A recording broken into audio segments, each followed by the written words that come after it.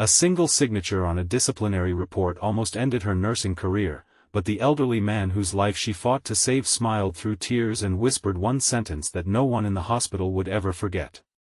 Years later, on a bright spring afternoon, a stranger walked into her life carrying a faded letter from that same patient, and before either of them understood why fate had reunited them, both were standing on the edge of a love story neither had ever imagined. If you believe in kindness, forgiveness, hope, and second chances, please like this video, leave a meaningful comment, share it with someone who needs encouragement today, and subscribe to our channel so our community can continue sharing stories that remind us that one compassionate decision can change countless lives. Celeste Harper had always believed that being a nurse meant seeing the person behind the illness. Although she worked the hospital's overnight shift, most of her meaningful moments happened during the daylight hours when patients awoke to sunlight spilling through their windows. She treated every patient with patience, dignity, and kindness, believing that healing often began with hope as much as medicine. Her co-workers admired her dedication, but some quietly warned that she cared too deeply and would eventually be hurt because of it. One sunny morning, just before the end of another exhausting shift, an elderly patient named Arthur Ellison was admitted after suffering a severe heart condition. Arthur had no close family visiting him. Hospital records listed only one emergency contact who never answered repeated calls. As doctors stabilized his condition, Arthur kept asking whether someone had found the letter inside his old leather jacket. Staff searched everywhere but couldn't locate it. To everyone else, it seemed unimportant. To Arthur, it appeared more valuable than anything else he owned. Hospital policy prohibited nurses from leaving assigned duties to search patients' personal belongings stored elsewhere in the facility without authorization. Celeste understood the rules completely. But she also saw genuine panic in Arthur's face every time he mentioned the missing letter. Rather than ignoring his concerns, she used her scheduled break to request permission from her supervisor to look through the secured belongings department. The supervisor refused, explaining there was not enough staff available. Celeste's shift had officially ended, yet instead of going home, she remained at the hospital on her own personal time. After completing the required paperwork and following every security procedure available to visitors rather than employees, she searched the storage room until she finally discovered Arthur's jacket. Inside one pocket rested a carefully folded envelope that had become worn with age.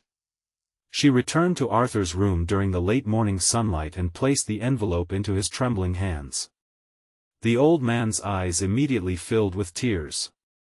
He explained that the letter had been written decades earlier by his late wife on the day their daughter was born. He had carried it every single day since losing both of them in a tragic accident many years before. During every difficult season of his life, those handwritten words reminded him that love never truly disappeared. Although Celeste had broken no law and had completed the search during her own unpaid time, several administrators believed she had overstepped professional boundaries by remaining involved after her shift. A formal review was opened. She received a written warning for failing to follow the supervisor's instruction to leave the matter alone. Many co-workers advised her to apologize simply to protect her career. Instead, Celeste calmly accepted responsibility for her decision. She explained that she had not ignored hospital policy out of defiance but had acted with compassion while still respecting security procedures. She accepted whatever consequences followed because she could not regret returning something so deeply meaningful to a lonely patient. The disciplinary report remained in her personnel file. Arthur eventually recovered and was discharged. Before leaving the hospital one sunny afternoon, he thanked every member of the medical team. When he reached Celeste, he quietly handed her a small sealed envelope. Inside was a brief handwritten note. It simply read that the world desperately needed people who remembered that rules protect hospitals, but compassion heals human beings. He encouraged her never to lose the kindness that had restored his faith during one of the darkest weeks of his life. Months passed. Celeste continued working with the same dedication despite the disappointment of the disciplinary warning. She never expected to hear from Arthur again. Then one bright summer afternoon, the hospital received unexpected news. Arthur had peacefully passed away at home. Along with a generous charitable donation supporting lonely elderly patients, he had left one unusual request. He wanted a scholarship created for nursing students who demonstrated extraordinary compassion toward patients. The scholarship would forever carry Celeste's name. Hospital leadership suddenly realized that the incident they had criticized had inspired one man's final act of generosity. The written warning quietly disappeared from her employment record. The scholarship changed dozens of young lives over the following years. One of its earliest recipients was a former paramedic named Rowan Mercer. Rowan had spent years responding to emergencies before deciding to become a registered nurse after losing his younger brother to illness. Arthur's scholarship allowed him to finish nursing school without overwhelming debt. Although Rowan knew the scholarship honored someone named Celeste Harper, he had never met her. Years later, during a sunny community health fair organized by the hospital, Rowan finally saw her speaking with families about preventive health care and volunteer opportunities. She appeared exactly as Arthur had once described in the scholarship ceremony. Gentle. Patient. Authentic. After her presentation ended, Rowan introduced himself. He thanked her for inspiring a scholarship that had changed his future. Celeste smiled warmly but explained that Arthur deserved all the credit. Curious, Rowan asked if she would tell him the complete story.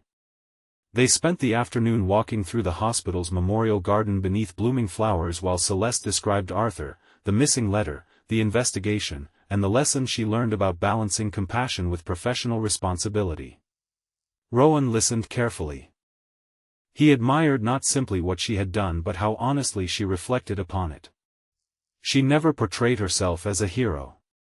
She openly admitted she had learned that kindness should always work alongside ethics, communication, and accountability. Her humility impressed him far more than the story itself. Over the following months, their paths crossed repeatedly through hospital outreach programs, blood drives, and community wellness events. They worked together as colleagues, never rushing their friendship. They discovered a shared love of books, afternoon hikes, neighborhood volunteer work, and quiet conversations over coffee after public health seminars. Their friendship slowly deepened into affection.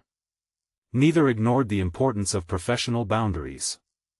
Their relationship began only after they had become equal colleagues, entirely separate from any patient care relationship. When Rowan finally asked Celeste to join him for a picnic in the botanical gardens one sunny Saturday, she laughed because it felt wonderfully ordinary after years spent surrounded by medical emergencies. Life moved gently forward. Together they expanded Arthur's scholarship into a charitable foundation supporting compassionate healthcare education, grief counseling, and volunteer visitation programs for patients without family. Thousands of lonely patients received companionship from trained volunteers because of one forgotten letter found inside an old jacket. Young nurses graduating through the scholarship often heard Arthur's story during orientation. They learned an important lesson. Compassion should never replace professional ethics. Instead, the greatest caregivers find ways to honor both. One warm spring afternoon, several years after their wedding, Celeste and Rowan stood before the newest class of scholarship recipients. Behind them hung a framed copy of Arthur's treasured letter from his late wife, displayed with permission from his estate. Beneath it appeared a simple inscription. Kindness lasts longer than fear. Many students quietly wiped away tears after hearing how one lonely patient had unknowingly transformed an entire community. As the ceremony ended, sunlight filled the hospital courtyard where families celebrated new beginnings. Celeste looked toward Rowan and realized something extraordinary. She had never fallen in love because she broke a rule. She had fallen in love because one act of compassion inspired another, creating a chain of hope that eventually brought two hearts together at exactly the right time. Arthur never lived to witness their future. Yet his quiet influence remained present in every scholarship awarded, every volunteer trained, every patient comforted, and every life changed by simple human kindness. Before we reach the end of this journey, we'd love to hear from you. Please leave a meaningful comment telling us whether you believe one small act of compassion can create a lifetime of unexpected blessings. If this story touched your heart, please like this video, leave a meaningful comment, share it with someone who needs hope today, and subscribe to our channel so you never miss another emotional journey. May this story remind us that true love grows from integrity, kindness, and patience. The greatest relationships are often built not through dramatic moments, but through everyday choices to care for others with honesty, respect, and compassion. Sometimes a single act of kindness, offered with no expectation of reward, quietly changes generations to come.